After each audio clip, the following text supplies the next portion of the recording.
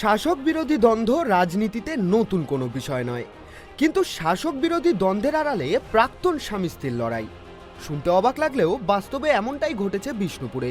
কখনো স্বামী কটাক্ষ করছেন প্রাক্তন স্ত্রীকে, তো কখনো প্রাক্তন স্ত্রী পাল্টা জবাব দিচ্ছেন প্রাক্তন স্বামীর কটাক্ষের। আসন্ন লোকসভা নির্বাচনের আগে জমে উঠেছে প্রাক্তন স্বামী স্ত্রীর লড়াই, যা এখন বিষ্ণুপুরে রাজনৈতিক চর্চার বিষয় হয়ে দাঁড়িয়েছে। লোকসভা নির্বাচনে প্রাক্তন স্বামী স্ত্রী সামনাসামনি নির্বাচন লড়বেন, আর তাকে ঘিরেই বেঁধেছে যত গন্ডগোল। কেউ কাউকে 1 ইঞ্চি জমি ছাড়তে নারাজ, আর দুজনার মুখেই যেন বিতর্কিত মন্তব্য লেগেই রয়েছে। এবারে প্রচারে বেরিয়ে তৃণমূল প্রার্থী সুজাতা মণ্ডল প্রাক্তন স্বামী তথা বিজেপি প্রার্থী সৌমিত্র খায়ের উদ্দেশ্যে আরও একবার বিতর্কিত মন্তব্য করে বসলেন। এদিন তিনি বিষ্ণুপুরের ঐতিহ্যবাহী 1000 বছরের পুরনো সারেশ্বর মন্দিরে পুজো দিয়ে ভোট প্রচার শুরু করেন, জনসংযোগ করেন সাধারণ মানুষের সঙ্গে। প্রচার শেষে সংবাদ মাধ্যমের মুখোমুখি হয়ে সুজাতার মন্তব্য, তিনি প্রার্থনা করেছেন যাতে সারেশ্বর বাবা বিষ্ণুপুর লোকসভাকে বিষ্ণুপুরের বিজেপি প্রার্থী তথা অসুরের হাত থেকে, রাক্ষসের হাত থেকে মুক্তি দেন। সারেশ্বর বাবা বিষ্ণুপুর লোকসভাকে, বিষ্ণুপুরের যিনি বিজেপি প্রার্থী, সেই অসুরের হাত থেকে, সেই রাক্ষসের হাত থেকে বিষ্ণুপুর লোকসভাকে মুক্তি দিক।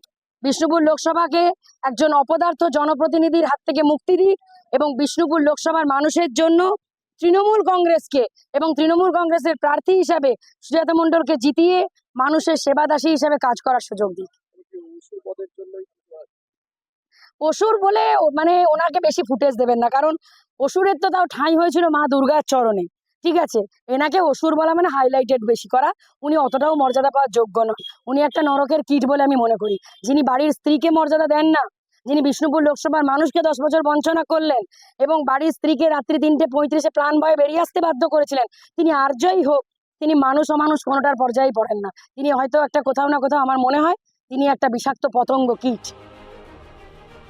বিষয়টি জানার পর প্রাক্তন স্ত্রী সুজাতা মণ্ডলের এমন কটাক্ষের জবাব দিতে দ্বিধাবোধ করেননি বিজেপি প্রার্থী সৌমিত্র খা। এই প্রসঙ্গে সৌমিত্রর দাবি, ওর মাথার ঠিক নেই। পাগলকে নিয়ে বেশি কিছু বলছি না, কারণ যার মাথার ঠিক নেই তাকে নিয়ে বেশি কিছু না বলাই ভালো। পাগলকে নিয়ে বেশি কিছু বলছি না, মাথার ঠিক নেই তাকে নিয়ে বেশি কিছু না বলাই ভালো। বাট সন্দেশখালীতে মামলাদের নিয়ে তো উনি বলে দিয়েছেন প্রথম দিন যে इतना बड़ा देश में छोटी छोटी घटना घटती है, মামলাদের যারা সম্মান রাখতে জানে না তারা প্রার্থী হয়েছে, এটা রাজনীতিবিদ হিসাবে লজ্জিত বোধ করি। অন্যদিকে এই বিষয়ে বিষ্ণুপুর সাংগঠনিক জেলা বিজেপি সভাপতি অমরনাথ শাখা জানিয়েছেন, কে অসুর আর কে রাক্ষসী তা ভোটের পরেই বোঝা যাবে।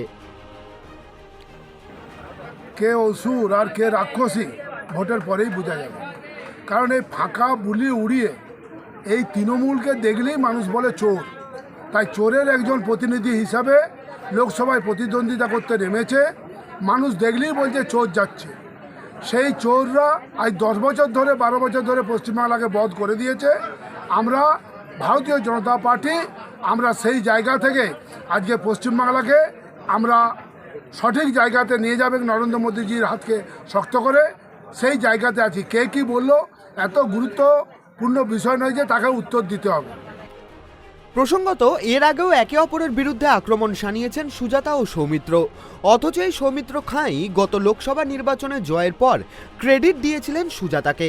তৎকালীন স্ত্রী সুজাতার ওপর ভরসা করেই বিষ্ণুপুরের ভোট বৈতরণী পার করেছিলেন সৌমিত্র। তারপর পেরিয়েছে সময়, দুজনারই জীবন গিয়েছে দুদিকে। দুজনের বিচ্ছেদের পর সরগরম হয়ে উঠেছিল রাজ্য রাজনীতি, আর বর্তমানে প্রাক্তন স্বামী স্ত্রীর ভোটের লড়াই ঘিরে রাজনীতির পারদ চড়ছে বিষ্ণুপুরে। বিষ্ণুপুর থেকে সঞ্জীব মল্লিকের রিপোর্ট, ট্রাইব টিভি বাংলা।